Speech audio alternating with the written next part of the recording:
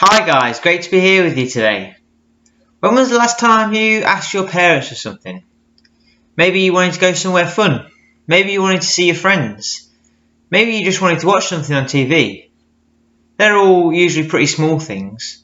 Sometimes we want to ask for bigger things like where to go on holiday or getting a pet or to redecorate your room.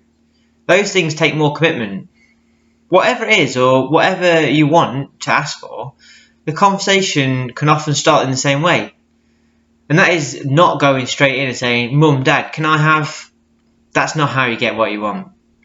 The conversation can start by saying something like, Mum, I really like what you've done with your hair. Or, Dad, you're really good at football. Can you teach me to be as good as you?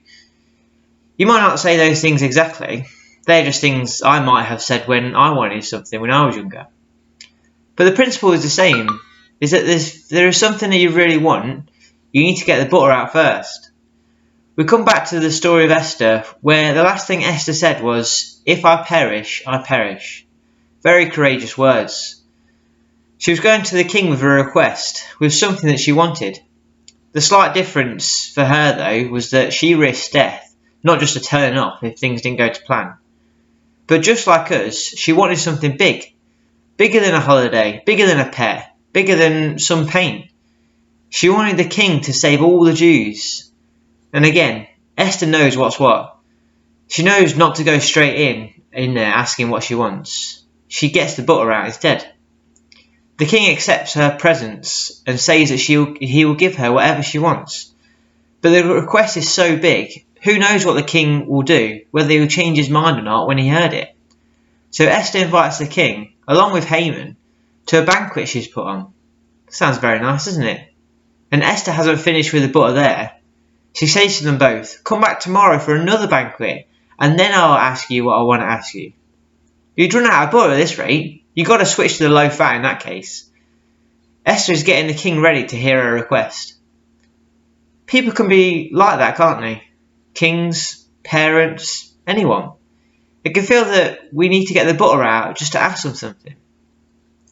But this is where people and God are different. God doesn't need buttering up for us to ask him things. We don't have to walk sheepishly up to God, not knowing how he'll respond. It's like the total opposite. God is waiting for us to speak to him. God doesn't want us to skirt around the subject. He wants us to get to the point. And he does because he loves us and he wants to answer us. He wants to give us the things we want. He wants us to be happy. But just like a loving parent, God is unlike this bit, but God is the creator of the world and he knows what the future holds. And sometimes when we ask him for things, he can sometimes say no. Not because he's mean, but because he knows in all his vast wisdom that he knows what we need right now. And that can be hard to take, but knowing that God is loving, kind and caring to us helps me to put my trust in God when things don't go my way. King Xerxes might be a bit of a loose cannon when it comes to requests, but God isn't. Like the Bible says, let us go to him with every prayer and petition, because he loves us more than anything.